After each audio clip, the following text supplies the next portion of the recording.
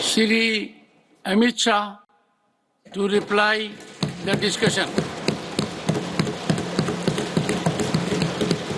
धन्यवाद सभापति महोदय। आज मैं इस महान सदन के सामने जम्मू कश्मीर पुनर्गठन संशोधन विधेयक 2023 और जम्मू कश्मीर आरक्षण संशोधन विधेयक 2023 ये दोनों विधेयकों को कानून बनाने के लिए सदन के आशीर्वाद प्राप्त करने के लिए मैं यहाँ उपस्थित हुआ हूँ। मान्यवर, आज ये दो बिल पारित भी होंगे, इसलिए भी आज का दिन बहुत महत्वपूर्ण है। और आज का दिन जम्मू कश्मीर और भारत के इतिहास में अलग दृष्टि से भी बहुत सुवर्ण अक्षरों से अंकित होने वाला है, क्योंकि आज ही सर्वोच्च अदालत की संवैधानिक खंडपीठ ने धारा 370 को समाप्त करने का और जम्मू कश्मीर राज्य के पुनर्गठन का विधेयक, जो मैं 5 अगस्त 2019 को इस सदन में मोदी जी के लिए गए निर्णय के अनुमोदना में लेकर आया था, वो बिल लाने की मंशा, बिल का संवैधानिक रूप से स्वीकार और पूरी प्रक्रिया को भी माननीय सर्वोच्च अदालत ने संवैधानिक घोषित किया है, सर्वानुमत से किया। मान्यवर, फ्लैग से भाग सकते हैं ना, हमारी कैबिनेट भाग सकते हैं और ना हमारा पार्टी भाग सकता है। रिस्पॉन्सिबिलिटी ऑन करनी पड़ती है। जब इमेज बिल्डिंग के लिए बड़े बड़े फैसले लेते हैं, संवेदनशील दिमाग से फैसले लेते हैं, तब इसको ऑन भी करना पड़ता है और देश को जवाब भी देना पड़ता है। इस तरह से नहीं चलता है इतिहास। और इतिहास, मेरी बात आज भी मानकर चलिए दिग्विजय सिंह, इतिहास किसी को नहीं बख्शता है, किसी को नहीं बख्शता है। मान्यवर, आज जो बिल लेकर मैं आया हूं, काफी लोगों ने पूछा कि क्या बदलाव आया है। अब मेरी कोई चश्मे की दुकान तो है नहीं जिससे वास्तविकता दिखाने का चश्मा मैं किसी को पहना सकूं। सबको अपने अपने चश्मे से देखना पड़ेगा, और चश्मे का अगर कांच गलत है तो दृश्य गलत हो जाता है।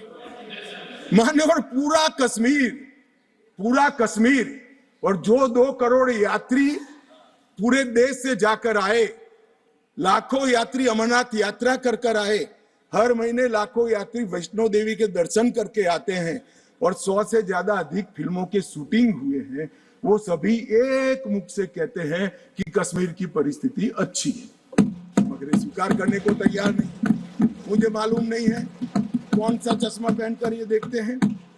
मान्यवर, मैं आज कहना चाहता हूं कि जिस कश्मीर में 40,000 से ज्यादा लोग मारे गए, कई पिताओं ने अपने कंधों पर बेटे के जनाजे लेकर गए। मान्यवर, अपनी बेटी की डोली तक कई लोग नहीं देख पाए और कई बहनों ने अपने भाई को खो दिया।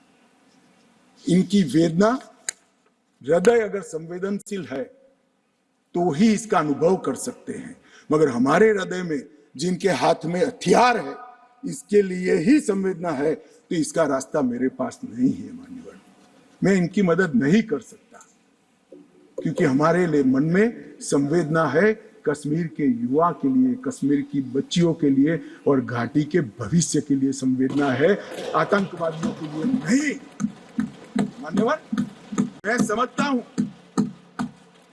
कि आज आर्टिकल 370 समाप्त होने के बाद और उसके पहले भी नरेंद्र मोदी की आई 2014 में, आज युवाओं का भविष्य ब्लैक नहीं है, परंतु स्कूल का ब्लैक बोर्ड उनका भविष्य बन गया है, वो पढ़ाई लिखाई।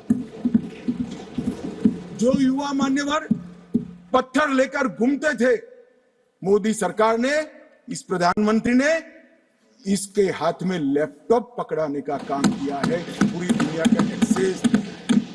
और आतंकवाद और अलगाववाद की बात करने वाले लोग धारा 370 कर आधार बनाकर अलगाववाद की बात करने वाले लोग, आज जो लोग बात करते हैं, उनकी कश्मीर की जनता अनसुनी करती है, डेमोक्रेसी और डेवलपमेंट की बात करती है मान्यवर। ये आज बदलाव हुआ है। अभी अभी कह रहे थे कि मैंने सदन में कहा था कि आतंकवाद समाप्त हो जाएगा। मैं मेरे जीवन में बोला हुआ भूलता नहीं हूं और जो बोलता हूं उसको ओन करता हूं।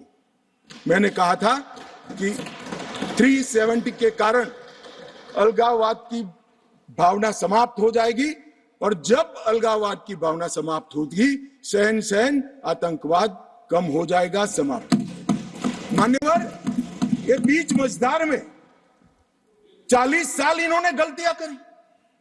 80 के दशक से गलतियां करते आए, संवेदनशील हृदय से सोचते रहे, संवेदनाएं हथियार उठाने वालों के लिए रखे और इस 40 साल की गलती को ऐसा सोचते हैं कि मोदी जी के 4 साल में सुधर जाएगा।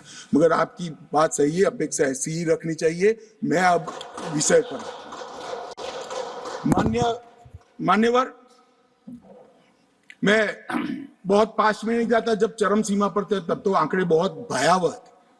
90 के दशक में बहुत भयावह आंकड़े, परंतु मैं यूपीए शासनकाल की बात करना चाहता हूं।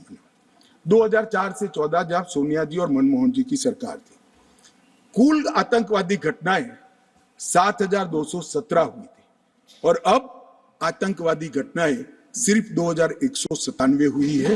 ये 10 साल। अब सुन लीजिए, बाद में मुद्दा खड़ा करिए खड़गे जी। 70% की कमी हुई है मान्यवर, 70% की कमी हुई और उसमें धारा 370 हटाने के बाद केवल और केवल 4 साल ही गए। सिक्योरिटी फोर्स और नागरिक टोटल 2829, करीब 3,2900 नागरिक और सिक्योरिटी फोर्सेस मारे गए। अब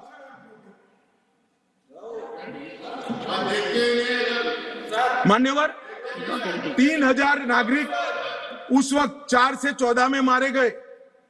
14 से 23 में 891 नागरिक मारे गए। 70% की कमी सिक्योरिटी फोर्सेस और नागरिक, और सिक्योरिटी फोर्सेस की मृत्यु में भी 50% की मान्यवर कमी। ये कह रहे हैं कि क्या हुआ है। मैं आंकड़े बताना चाहता हूं और मनोज जी खास देखे।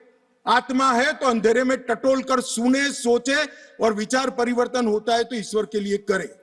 मान्यवर, ऑर्गेनाइज्ड टाउन पेल्टिंग 2010 में 2654 घटनाएं थी।